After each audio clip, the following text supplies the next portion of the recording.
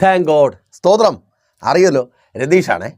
നമുക്ക് വേണ്ടത് ദൈവത്തിൽ നിന്ന് നേടിയെടുക്കുവാൻ നമ്മെ പ്രാപ്തരാക്കി മാറ്റുന്നതാണ് പ്രാർത്ഥന. അപ്പോൾ ഈ വചനം എന്തിനാ? പ്രാർത്ഥിച്ചാൽ പോരെ? പ്രാർത്ഥിക്കുവാൻ, വിശ്വാസത്തോടെ പ്രാർത്ഥിക്കുവാൻ ഒരു മനുഷ്യനെ പ്രാപ്തനാക്കി മാറ്റുന്നത് ദൈവത്തിൻ്റെ വചനമാണ്, അല്ലേ? അപ്പോൾ ദൈവത്തിൻ്റെ വചനം നാം കേട്ടാലും ആവർത്തിച്ച് കേട്ടാലും, നാം എങ്ങനെ കേൾക്കണമെന്ന് ദൈവം ആഗ്രഹിക്കുന്നുവോ അതുപോലെ കേട്ടാലും പലപ്പോഴും നമുക്ക് പ്രാർത്ഥിക്കുവാനുള്ള, ശക്തിയായി പ്രാർത്ഥിക്കുവാനുള്ള വിശ്വാസം ഉണ്ടാകാറില്ല. ശരിയല്ലേ? ശരിയാണെന്നോ? ഈ പ്രഭാതം എന്നെ ഇത്രമാത്രം കേട്ടിട്ടും അതെന്തോ കുഴപ്പമാണ് കേട്ടോ. ശരിയായിട്ട് കേൾക്കണം. അതാരുടെ കുറ്റമല്ല കേട്ടോ. കാരണം നമ്മൾ ദൈവത്തോട് ഒരു കാര്യം ചോദിക്കുകയാണ്, അത് നമ്മുടെ ജീവിതത്തിൽ കിട്ടുവാനുള്ള സാഹചര്യങ്ങളൊന്നും ഇല്ലാതിരിക്കുമ്പോൾ ഈ പറഞ്ഞ പ്രശ്നം ഉണ്ടാകാറുണ്ട്. വചനം കേട്ടാലും നമുക്ക് വിശ്വാസം വരത്തില്ല, ജോലിയുമില്ല, കൂലിയുമില്ല. പക്ഷെ കടം തീർക്കാൻ ദൈവം വഴി തുറക്കും. അപ്പോൾ തിരിച്ച് ചോദ്യമായി, ദൈവനാ നൂലിൽ കെട്ടി ഇറക്കി തരുമോ? അപ്പോൾ അതേക്കുറിച്ചാണ് ദൈവകൃപയിൽ ആശ്രയിച്ച് അല്പമേ നാം ധ്യാനിക്കുവാനായി പോകുന്നത്. വളരെ പ്രാർത്ഥനയോടെ, പ്രതീക്ഷയോടെ വചന സന്ദേശത്തിനൊപ്പമായിരുന്നാട്ടെ ഇന്ന് എന്നെ കേൾക്കുന്ന ചിലർ ദൈവം നൂലിൽ കെട്ടി ഇറക്കി തരുന്നത് കൈ നീട്ടി വാങ്ങുവാൻ പോകുക. Thank God. യേശുവിൻ നാമത്തിൽ വിശ്വാസത്തോടെ ഒപ്പം വന്നാട്ടെ.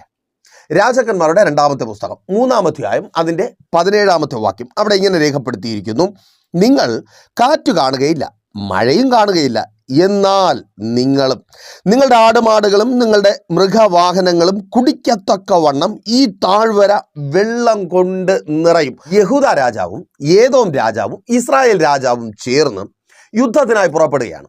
യുദ്ധത്തിൻ്റെ ലക്ഷ്യം തങ്ങൾക്കുള്ളതിനെ സംരക്ഷിക്കുക, ശത്രു കൊണ്ടുപോകരുത്, അത് നിലനിൽക്കണം. ഒപ്പം തന്നെ പുതിയത് ചിലത് കണ്ടെത്തണം, തങ്ങൾക്ക് കുറച്ചുകൂടെ നന്നായി ജീവിച്ച് മുൻപോട്ട് പോകാൻ തങ്ങൾക്കും തങ്ങളുടെ രാജ്യത്തിലെ പ്രജകൾക്കും. അപ്പോൾ ഇതാണ് യുദ്ധം കൊണ്ട് ലക്ഷ്യം വയ്ക്കുന്ന ഈ ഒരു യുദ്ധമുഖത്താണ് എന്നെ കേൾക്കുന്ന നിങ്ങൾ ഓരോരുത്തരും, അല്ലേ? ഭാര്യയെയും മക്കളെയും കുടുംബത്തെയും സംരക്ഷിക്കുക, അവർക്ക് സന്തോഷമായി ജീവിച്ച് മുൻപോട്ട് പോകുവാൻ വേണ്ടത് കണ്ടെത്തുക, അവർക്കൊപ്പം നമുക്കൊരുമിച്ച് ഒരു നല്ല കാലം ഉണ്ടാകുവാൻ വേണ്ടി പലതും നേടിയെടുക്കുക. അപ്പോൾ അതിനല്ലേ ആ ജോലി എന്ന, ബിസിനസ് എന്ന, അതേന്നെ ആ യുദ്ധഭൂമിയിലേക്ക് ഇറങ്ങിയത്. യുദ്ധം തന്നെയാണ് അവിടെ. എന്നിട്ടോ ഈ രാജാക്കന്മാരുടെ അവസ്ഥയായി, അവർ യുദ്ധത്തിന് വേണ്ടി പുറപ്പെട്ടു. എന്നിട്ടെന്താ, പകുതി വഴിയിൽ ചെന്നപ്പോൾ വെള്ളം തീർന്നു, അവർക്ക് വെള്ളം കുടിക്കാനില്ല. അപ്പോൾ ഭക്ഷണത്തിൻ്റെ കാര്യം പറയണ്ടല്ലോ. ഒപ്പം പടയാളികളുണ്ട്, അവർക്കുമില്ല. മൃഗങ്ങളുണ്ട്, വാഹന മൃഗങ്ങളുണ്ട്, ഇവരെയും വഹിച്ചു കൊണ്ടുപോകുന്ന മൃഗങ്ങൾ, അവയ്ക്കും വെള്ളമില്ല. പെട്ടുപോയ അവസ്ഥ, അല്ലേ? വലിയ പ്രതീക്ഷയോടെ പോയി, തിരിച്ചു വരാനും പറ്റുന്നില്ല. കട ഉണ്ടായിരുന്നത് കൂടി, എന്തു ചെയ്യണമെന്നറിയത്തില്ല, ഒരു സാധ്യതയുമില്ല, രക്ഷപ്പെടുവാൻ ഒരു സാധ്യതയുമില്ല. അങ്ങനെ അവർ ആയിരിക്കുമ്പോൾ ദൈവത്തിൻ്റെ ശബ്ദം ഇപ്പോൾ എന്നിലൂടെ നിങ്ങൾ കേൾക്കുന്നത് പോലെ അവർ കേൾക്കുകയാണ്. എന്താ? നിങ്ങൾ കാറ്റ് കാണുകയില്ല, മഴയും കാണത്തില്ല. ദൈവം പറഞ്ഞ് കാണത്തില്ലെന്ന്, അതുകൊണ്ട് നോക്കണ്ട. എന്നാൽ നിങ്ങളും നിങ്ങളുടെ ആടുമാടുകളും വാഹന മൃഗങ്ങളും കുടിക്കത്തക്കവണ്ണം താഴ്വര വെള്ളം കൊണ്ട് നിറയും. എക്സ്പീരിയൻസിന് അപ്പുറമായിട്ടുള്ള ഒരു കാര്യം ദൈവത്തിൽ നിന്ന് അവർ കേൾക്കുക. അവരുടെ എക്സ്പീരിയൻസ് എന്താ?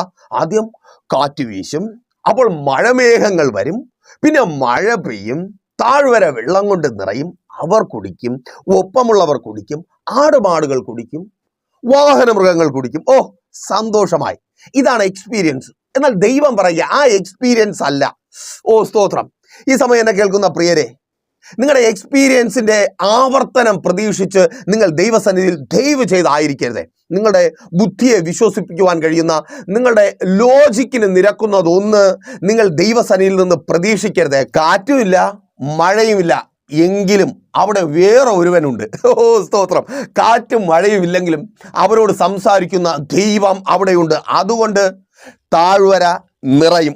Thank God. അതേ സഹോദര, നീ ആയിരിക്കുന്ന ആ ജോലി സ്ഥലത്ത് നോക്കുന്നുണ്ട്, അയ്യോ ആരെന്നെ സഹായിക്കും, ഇവിടെ നിന്നാണ് എനിക്കൊരു രക്ഷ, എൻ്റെ ആഗ്രഹങ്ങളൊക്കെ എങ്ങനെ എനിക്ക് നിവർത്തിച്ചെടുക്കുവാൻ കഴിയും? പ്രതീക്ഷയോടെ നോക്കുന്നു, നിരാശയോടെ തലകുനിക്കുന്നു, പ്രതീക്ഷയോടെ നോക്കുന്നു, നിരാശയോടെ തലകുനിക്കുന്നു. അയ്യോ ഒന്നും കാണുവാനില്ല, ഭാരപ്പെട്ടായിരിക്കുന്നു. അതേ, നീ കേൾക്കുന്ന ദൈവ ശബ്ദം അത് വെറും ശബ്ദമല്ല, ആ ശബ്ദത്തിനൊപ്പം പ്രവർത്തിക്കുവാൻ കഴിയുന്ന ഒരു ദൈവം നിന്റെ അടുക്കലുണ്ട്. നിന്റെ തലമുറകളുടെ വിദ്യാഭ്യാസത്തിന് വേണ്ടത്, നീ ആഗ്രഹിക്കുന്ന നിലയിൽ അവരെ എത്തിക്കുവാൻ വേണ്ടത് അവിടെ എൻ്റെ ദൈവം നിനക്കായി ഒരുക്കി തരും. യേശുവിൻ നാമത്തിൽ ആ ഭവനം പണിത് പൂർത്തീകരിക്കുവാൻ വേണ്ടത്, ആ ബാധ്യതയിൽ നിന്ന് പുറത്തു വരുവാൻ വേണ്ടത്,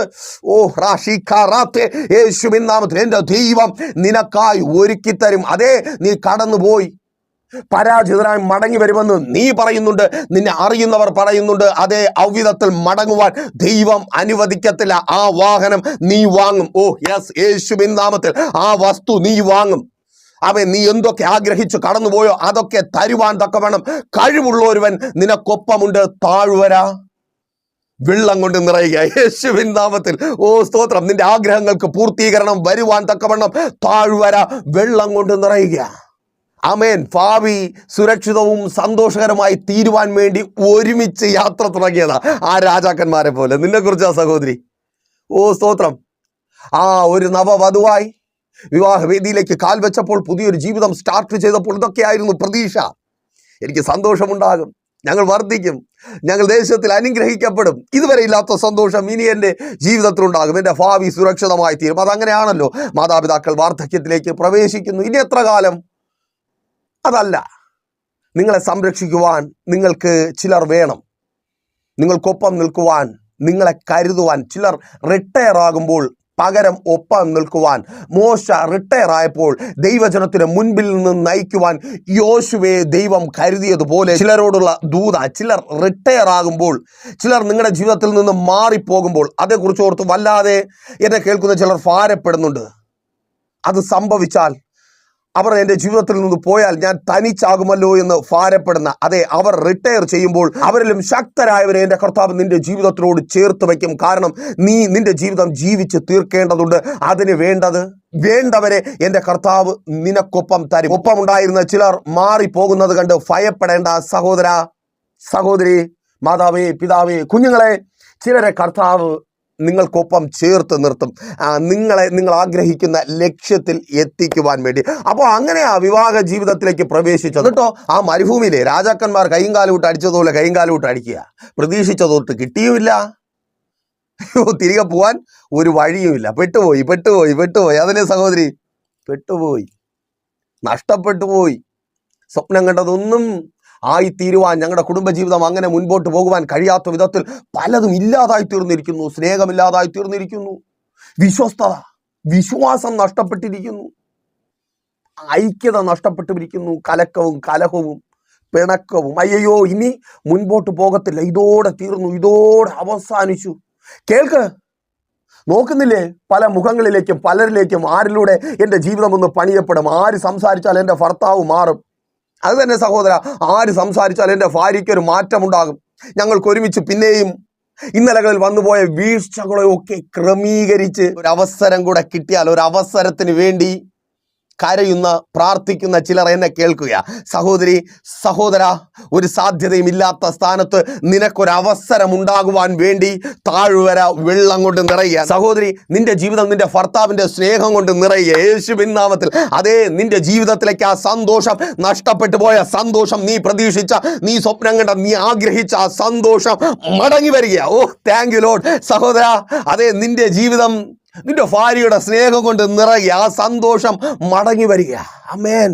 ഒന്നും കാണാനില്ലാത്ത സ്ഥാനത്തും, സ്തോത്രം, ആ സന്തോഷം മടങ്ങി വരിക. അങ്ങുമിങ്ങുമെത്താത്ത തലമുറകളുടെ ജീവിതം കണ്ട് ഭാരത്തോടെ, നിരാശയോടെ ആയിരിക്കുന്ന മാതാവേ, പിതാവേ, നിങ്ങളോട് തന്നെ അവരെ എവിടെയെങ്കിലും ഒന്ന് എത്തിക്കുവാൻ, എന്തെങ്കിലുമൊക്കെ ഒന്ന് ആക്കി തീർക്കുവാൻ ചെയ്യുവാൻ കഴിയുന്നതെല്ലാം ചെയ്തു.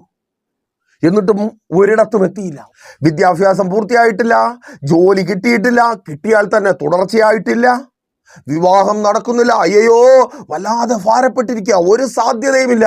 എൻ്റെ തലമുറകൾ എവിടെയെങ്കിലും എത്തുവാൻ ഒരു സാധ്യതയുമില്ല. ഭാരത്തോടെ ആയിരിക്കുന്നുവോ? കേൾക്ക്, നീ കേൾക്കുന്ന ദൈവ ശബ്ദത്തിനൊപ്പം പ്രവർത്തിക്കുവാൻ കഴിവുള്ള ഒരു ദൈവം നിന്റെ അടുക്കലുണ്ട്. നിന്റെ തലമുറകളുടെ ജീവിതം അനുഗ്രഹമായി തീരുവാൻ, അവർ ലക്ഷ്യത്തിൽ എത്തിച്ചേരുവാൻ വേണ്ടത് അവരുടെ ജീവിതത്തിലേക്ക് ഒഴുകി വരിക. യേശുവിൻ നാമത്തിൽ അവർ എത്തേണ്ട സ്ഥാനത്ത് എത്തുന്നത് നിന്റെ കണ്ണുകൊണ്ട് നീ കാണുവാൻ പോകുക. നിന്റെ തലമുറകളിൽ നിന്ന് അതേ നീ കാണുവാൻ ആഗ്രഹിച്ചത്, നീ പ്രാർത്ഥിക്കുന്നത്, നിന്റെ വാഗ്ദത്തമായി നീ കേട്ടത്, ഓ താങ്ക് യു ലോർഡ്, നീ കാണുവാൻ പോവുക. അതിന് തക്കവണ്ണമുള്ളത് അവരുടെ ജീവിതത്തിലേക്ക് വരിക യേശുവിൻ നാമത്തിൽ.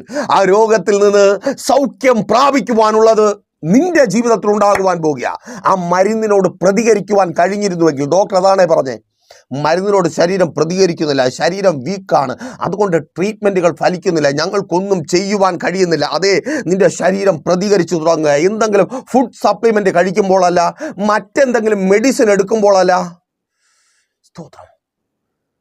നീ കേൾക്കുന്ന ദൈവത്തിൻ്റെ വചനത്തിനൊപ്പം, നീ കേൾക്കുന്ന വചനത്തിനൊപ്പമുള്ള ദൈവത്താൽ അത് സംഭവിക്കുക. ഓ താങ്ക് ഗോഡ്. സൗഖ്യം വന്ന് നിറയുക, നിന്റെ ശരീരത്തിലേക്ക് സൗഖ്യം വന്ന് നിറയുക. നിന്റെ അവയവങ്ങൾ, മരിച്ചുകൊണ്ടിരിക്കുന്ന അവയവങ്ങൾ, രോഗാതുരമായ അവയവങ്ങൾ, നാഡീ നരമ്പുകളിൽ സൗഖ്യം വന്ന് നിറയുക. ഓ സ്തോത്രം. ആമേൻ. ലക്ഷ്യത്തിലെത്തിച്ചേരുവാൻ, സ്തോത്രം, നീ ആഗ്രഹിച്ചതൊക്കെ നേടുവാനും നിലനിർത്തുവാനും വേണ്ടത് വന്ന് നിറയുക. ആമേൻ. ശൂന്യതയിൽ നിന്ന് ഇല്ലാത്തതിനെ ഉള്ളതുപോലെ വിളിച്ചു വരുത്തിയ ദൈവം, തൻ്റെ വാക്കിനാൽ സകലത്തെയും സൃഷ്ടിച്ച ദൈവം, അതേ ദൈവത്താൽ ആ ശൂന്യതയുടെ അനുഭവങ്ങൾ കണ്ണു തുറന്നു നോക്കുമ്പോൾ കാണുന്നത് ആ ശൂന്യതയാണ്, ആ ഇല്ലായ്മയാണ്, ആ കടമാണ്, ദാരിദ്ര്യമാണ്, ബാധ്യതകളാണ്. അതേ അത് തീർക്കുവാൻ വേണ്ടത് വന്ന് നിറയുക. അയ്യോ, ചിലരൊക്കെ പറയുന്നുണ്ട്, ഓ പിന്നെ കാക്ക മലന്ന് പറക്കണം. അയ്യോ, വലിയ പുള്ളികളാ. കാക്ക മലന്ന് പറക്കണം. കാക്ക മലന്ന് പറക്കുന്നതിനെ കുറിച്ചല്ല, കാക്ക കൊണ്ടുവന്ന് തിന്ന് ഒരുത്തൻ 6 മാസം ജീവിച്ചതിനെ കുറിച്ച് വേദപുസ്തകത്തിൽ രേഖപ്പെടുത്തിയിട്ടുണ്ട്. അവൻ 6 മാസം കാക്കയിലൂടെ ഭക്ഷണം നൽകിയ ദൈവത്തെ അറിയേണ്ടതുപോലെ അറിഞ്ഞ്, എങ്ങനെ അറിയേണ്ടതുപോലെ, ആ ദൈവത്തെ അറിയേണ്ടതുപോലെ അറിയുകയും അനുഭവിക്കുകയും, തലയ്ക്കകത്ത് വെളിച്ചമുള്ള, അഭിഷേകമെന്ന വെളിച്ചമുള്ള, ആമേൻ, അങ്ങനെയുള്ളവരിലൂടെ അറിയേണ്ടതുപോലെ അറിഞ്ഞ് മുറിക്കകത്ത് മുട്ടുമടങ്ങിയിരുന്ന് പ്രാർത്ഥിച്ചാൽ, മുറിക്കകത്ത് മുട്ടുമടക്കിയിരുന്ന് പ്രാർത്ഥിച്ചാൽ, അതേ കാക്ക മലന്ന് പറക്കുമെന്ന് പറഞ്ഞ് മലർന്ന് കിടന്നു തുപ്പുന്ന സഹോദരാ, നീ ആയിരിക്കുന്ന സ്ഥാനത്തെ കാക്കയല്ല ആന പറക്കും. ഓ സ്തോത്രം. ആ ദൈവത്തെക്കുറിച്ചാണ് ഈ പകലിൽ ഞാൻ പറഞ്ഞുകൊണ്ടിരിക്കുന്നത്. വിശ്വസിക്കുന്നവർ സ്തോത്രം ചെയ്ത് ഏറ്റെടുത്ത് പ്രാർത്ഥിക്കുക. നിന്റെ ആവശ്യം എന്ത് തന്നെ ആയിരുന്നാലും അത് നിറവേറുവാൻ തക്കവണ്ണമുള്ള യാതൊന്നും നിന്റെ ജീവിതത്തിൽ ഇല്ല എങ്കിലും, അതേ ആ ഇല്ലാത്തതിനെല്ലാം ഉള്ളതാക്കി മാറ്റുവാൻ കഴിയുന്ന സർവശക്തനായ ഒരു ദൈവം ഈ വേദപുസ്തകം ആരംഭിക്കുമ്പോൾ ആ ദൈവം കാണുകയാണ് ഭൂമി പാഴും ശൂന്യവുമായിരുന്നു. അതേ ദൈവം പാഴായി കണ്ട, ശൂന്യമായി കണ്ട ഭൂമി അവൻ്റെ വാക്കിനാൽ നിറഞ്ഞു. ആ ഭൂമിയെ കാണുന്ന സഹോദര സഹോദരി, നിന്നോട് തന്നെ നീ കാണുന്ന നിറവ് ഒരിക്കലില്ലായിരുന്നു. ആ നിറവുണ്ടാക്കിയ ദൈവത്തിലാ നീ വിശ്വസിക്കുന്നതെങ്കിൽ അവൻ്റെ വായിൽ നിന്ന് വരുന്നത് ഒന്നും നടക്കാതിരിക്കത്തില്ല. ഓ സ്തോത്രം. അവർ നോക്കിക്കാണും ചുറ്റുപാട്, എവിടെ എവിടെ മഴമേഘമില്ല. കർത്താവ് പറയുക, ഇല്ലെന്നേ, നീ അങ്ങനെ വെറുതെ നോക്കി കണ്ണ് കിടക്കേണ്ട, ഇല്ല, അവിടെ അങ്ങനെ ഒന്നുമില്ല. എങ്കിലും താഴ്വര വെള്ളം കൊണ്ട് നിറയും. ആമേൻ. അത് അനുഭവിച്ചിട്ടുള്ളത് കൊണ്ടാണെന്നേ, ഒരിക്കലല്ല. അയ്യോ, എണ്ണി പറഞ്ഞാൽ തീരത്തില്ല. അത്രമാത്രം ദൈവം നൂലിൽ കെട്ടി ഇറക്കി തന്നതുപോലെ അത്ഭുതങ്ങളെ കൺമുമ്പിൽ കണ്ടതുകൊണ്ടാ വാതോരാതെ വിളിച്ചു പറയുന്നേ. ദൈവം പ്രവർത്തിക്കുന്നവനാ. നീ വിശ്വസിക്കുവാൻ തയ്യാറാകുമെങ്കിൽ ദൈവം നിനക്ക് വേണ്ടി പ്രവർത്തിക്കും. നിന്റെ ബുദ്ധിക്കൊത്തവണ്ണമല്ല, നിന്റെ ലോജിക്കിനൊത്തവണ്ണമല്ല, ബുദ്ധി പഠിപ്പിക്കുന്ന സാറന്മാരുടെ അറിവിനൊത്തവണ്ണമല്ല, അതിനപ്പുറമായി 4 വർഷങ്ങൾക്ക് മുമ്പ് കോട്ടയത്തുള്ള ഒരു ഭവനത്തിലേക്ക് ഞങ്ങൾ പ്രേരണയായിട്ട് കടന്നുപോയി. വളരെ ദരിദ്രാവസ്ഥയിലുള്ള ഒരു ഭവനം. ആ ഒരു മാതാവും പിതാവും ഒരു മകളും, നല്ല ആത്മീയ അന്തരീക്ഷം. അവിടെ പോയി ഞങ്ങൾ പ്രാർത്ഥിക്കുവാൻ തുടങ്ങി. ആ മകൾ കണ്ണുനീരോടെ പ്രാർത്ഥിക്കുവാൻ തുടങ്ങി. അപ്പോൾ നമ്മൾ പിന്നെ കണ്ണുനീരിൻ്റെ ആൾക്കാരാണല്ലോ, കരയാൻ തുടങ്ങി. കരഞ്ഞ് പ്രാർത്ഥിച്ചു. പ്രാർത്ഥന കഴിഞ്ഞ് എഴുന്നേറ്റപ്പോൾ മൂക്കൊക്കെ പിഴിഞ്ഞ് ശബ്ദമൊക്കെ അടഞ്ഞ്. അത് കഴിഞ്ഞ് വൈകുന്നേരം വേറെ മീറ്റിംഗ് ഉണ്ടായിരുന്നു. ആ മീറ്റിങ്ങിന് പോയ വഴിക്കാം. അപ്പോൾ മീറ്റിംഗ് കുളമാകുന്ന അവസ്ഥയിലാണ്. എങ്കിലും സന്തോഷം. അങ്ങനെ ഒരു തീക്ഷ്ണത, പ്രാർത്ഥിക്കുമ്പോൾ കണ്ണുനീർ വരിക, അതൊരു അനുതാപത്തിൻ്റെ അനുഭവമാണ് കേട്ടോ. സ്തോത്രം. അങ്ങനെയുള്ള പ്രാർത്ഥന അതിനകത്ത് നിന്ന് ഉയർന്നു. അവിടെ ഇരുന്ന് പ്രാർത്ഥിച്ചപ്പോൾ ദൈവാത്മാവ് പറഞ്ഞു, ഈ അവസ്ഥ മാറും, ഇന്ന് ഈ ആയിരിക്കുന്ന ഈ ഭവനത്തിൻ്റെ അവസ്ഥ മാറും. ആ മകളുടെ തലയിൽ കൈവച്ചു പറയുവാൻ ദൈവത്തിൻ്റെ ആത്മാവ് പറഞ്ഞു. അവൾക്ക് മുമ്പിൽ രാജ്യങ്ങളുടെ വാതിലുകൾ തുറക്കപ്പെടുവാൻ പോവുക. സ്തോത്രം. പറയെ ഓരോ ദൂതുകളും പറയെ ചിലരോടൊക്കെ നമ്മൾ ദൈവം തരുന്ന ആലോചനകൾ പറയണമോ എന്ന് പോലും ആലോചിക്കും. കാരണം അവരുടെ മുഖഭാവം കാണുമ്പോൾ എന്തേലും പറഞ്ഞു കഴിഞ്ഞാൽ ഇവർ പിടിച്ച് അടിച്ചാലോ എന്ന് തോന്നും. എന്നാൽ ഈ പെങ്കൊച്ച് അങ്ങനെയല്ല കേട്ടോ. അവളതങ്ങ് ഏറ്റെടുക്കുക, വീണ്ടും നമ്മളെ കൊണ്ട് പറയിപ്പിക്കുക, പറയുന്നതെല്ലാം അവൾ ഏറ്റെടുക്കുക. ഈ പറയുന്നതൊന്നും വീട്ടിൽ നിന്ന് കൊണ്ടുപോയതല്ല, ഈ വേദപുസ്തകത്തിനകത്തുള്ള കാര്യമാണ്, ദൈവാത്മാവ് വെളിപ്പെടുത്തുന്ന കാര്യമാണ്. അവൾ ഏറ്റെടുക്കുക. സ്തോത്രം. അവളുടെ ഭാവിയെ പ്രവചിച്ചു. അവളുടെ മുൻപോട്ട് അവൾ കടന്നു പോകുന്ന ഓരോ വഴികളെക്കുറിച്ചും പറഞ്ഞു. വീട്ടുകാർക്ക് അവളുടെ അത്രയും വിശ്വാസമില്ലെങ്കിലും അവരും ആശ്ചര്യത്തോടെ ഹല്ലേലൂയ ഗ്ലോറിയും സ്തോത്രവും പറഞ്ഞിരുന്നു. വലിയൊരു പ്രാർത്ഥനയുടെ അനുഭവം അതിനകത്ത് വെളിപ്പെട്ടു. പ്രിയരെ, ഒന്നാമത്തെ ക്വാറന്റൈൻ കഴിഞ്ഞ സമയം എങ്ങനെ സംഭവിക്കുമെന്ന് അവരുടെ ബുദ്ധി കൊണ്ട് ചിന്തിച്ചിരുന്നുവെങ്കിൽ ഒരിക്കലും നടക്കാത്ത കാര്യം ആ ഭവനത്തിനകത്ത് നടന്നു. നൂലിൽ കെട്ടി ഇറക്കുന്ന ദൈവം ഉണ്ടല്ലോ, കാക്ക മലന്ന് പറക്കുമോ എന്ന് ചോദിക്കുന്നവർക്ക് അറിഞ്ഞുകൂടാത്ത ആ ദൈവം തന്നെ. ആ പെങ്കൊച്ചിനൊരു വിവാഹം നടന്നു. അവളുടെ ഭർത്താവ് UK-യില, അമ്മ മാത്രമേ ഉള്ളൂ. അമ്മയ്ക്ക് അവിടുത്തെ കാലാവസ്ഥ പറ്റത്തില്ല, അതുകൊണ്ട് ഒരിക്കൽ കൊണ്ടുപോയിട്ട് തിരികെ കൊണ്ട് നാട്ടിലാക്കിയതാ. അപ്പോൾ അമ്മയ്ക്കൊരു സംരക്ഷണം വേണം. അതുകൊണ്ട് എന്താ ചെയ്തേ, ഈ പെങ്കൊച്ചിൻ്റെ വീട്ടിൽ അമ്മയെ കൊണ്ടാക്കി നല്ലൊരു വീടൊക്കെ വെച്ചു കൊടുത്തു. ആ പെങ്കൊച്ചിനെയും കൊണ്ട് പുള്ളി UK-യിലേക്ക് കടന്നു പോവുകയും ചെയ്തു. അവരെ പ്രാർത്ഥിച്ച് അയക്കുവാൻ കഴിഞ്ഞു. ഈ കഴിഞ്ഞ ദിവസങ്ങളിൽ അവരുടെ ഹൗസ് വാമിങ്ങിനായിട്ട് പോകുവാൻ പറ്റി. നമുക്ക് ഹൗസ് വാമിങ്ങിനൊക്കെ ഒരു രീതി ഉണ്ടല്ലോ. നമ്മൾ പോകുന്നു, പാട്ട് പാടുന്നു, പ്രാർത്ഥിക്കുന്നു, 2 വചനമൊക്കെ പറയുന്നു, തുടങ്ങുന്നു. നമ്മൾ പോകുന്നിടത്തൊന്നും ഈ പരമ്പരാഗതമായ രീതിയൊന്നും നടക്കത്തില്ല. പോയ സമയം തൊട്ട് പുള്ളി കെട്ടിപ്പിടിച്ച് വെച്ച് കരച്ചില്ല. ആമേൻ. അങ്ങനെയാ പ്രിയരെ, ദൈവത്തെ അറിയുന്നവൻ്റെ ജീവിതം ഉണ്ടല്ലോ, നൂലും വേണ്ട. ആമേൻ. നൂലിൽ കെട്ടി ഇറക്കി തരുമെന്ന് ചോദിക്കുന്നില്ലേ? നൂലും വേണ്ട. എന്താ വേണ്ടേ അതിന്? 16-ാമത്തെ വാക്യം അവിടെ ഇങ്ങനെ രേഖപ്പെടുത്തിയിരിക്കുക, നിങ്ങൾ അനേകം കുഴികൾ കുഴിക്കുവിൻ. എവിടെയാ? മരുഭൂമിയിൽ. അതേന്നേ, ആ ജോലിയൊന്നുമില്ലാതെ പ്രശ്നത്തിന് മധ്യത്തിലായിരിക്കുന്ന, കടം കയറി നിൽക്കുന്ന ആ അവസ്ഥയിൽ, അവിടെ തന്നെ ആ മരുഭൂമിയുടെ അവസ്ഥയിൽ അനേക കുഴികൾ കുഴിക്കും. എന്താ അനേക കുഴികൾ? അനേക പ്രാർത്ഥനകൾ. പലർക്കും പ്രാർത്ഥിക്കാനൊക്കെ മടിയാ. 10ാം ക്ലാസ് വരെ അവർ ഡോക്ടർ ആവണം എന്ന് പറഞ്ഞ് പ്രാർത്ഥിക്കുമായിരുന്നു. ഇപ്പം 10ാം ക്ലാസ് ഒക്കെ കഴിഞ്ഞപ്പോൾ മനസ്സിലായി ഇതൊന്നും ആകത്തില്ല. അതുകൊണ്ട് പ്രാർത്ഥനയൊക്കെ അങ്ങ് വിട്ടു. ആമേൻ. ആദ്യമൊക്കെ പ്രതീക്ഷയായിരുന്നു, വീട് വയ്ക്കാൻ പറ്റും, വാഹനം വാങ്ങാൻ പറ്റും, വസ്തു വാങ്ങാൻ പറ്റും. ഇപ്പോൾ കൊറോണയൊക്കെ വന്നപ്പോൾ മനസ്സിലായി അതൊന്നും നടക്കത്തില്ല. ആ പ്രാർത്ഥനയെല്ലാം വിട്ടു. തട്ടിക്കുടഞ്ഞെട്, എന്നിട്ട് കുഴിക്ക്. ആമേൻ. മരുഭൂമിയാ, അവിടെ കുഴിക്ക്, പ്രാർത്ഥിക്ക്. തലമുറകളുടെ വിദ്യാഭ്യാസത്തിന് വേണ്ടിയുള്ളത് നീ ആഗ്രഹിക്കുന്ന നിലയിൽ അവരെ ആക്കുവാൻ വേണ്ടത് നിന്റെ ജീവിതത്തിലേക്ക് ഒഴുകി വരിക. അവരെ പഠിപ്പിക്കുവാൻ വേണ്ടത്, ആ ഭവനം വയ്ക്കുവാൻ വേണ്ടത് യേശുവിൻ നാമത്തിൽ നിന്റെ ജീവിതത്തിൽ ഒഴുകി നിറയുവാൻ പോകുക. ഓ താങ്ക് ഗോഡ്. ആ ബാധ്യതയിൽ നിന്ന് പുറത്തു വരുവാൻ വേണ്ടത്, സഹോദരി, ആ ബാധ്യതയിൽ നിന്ന്, ആ കടത്തിൽ നിന്ന് പുറത്തു വരുവാൻ വേണ്ടത് നിന്റെ ജീവിതത്തിൽ ഒഴുകി നിറയുക.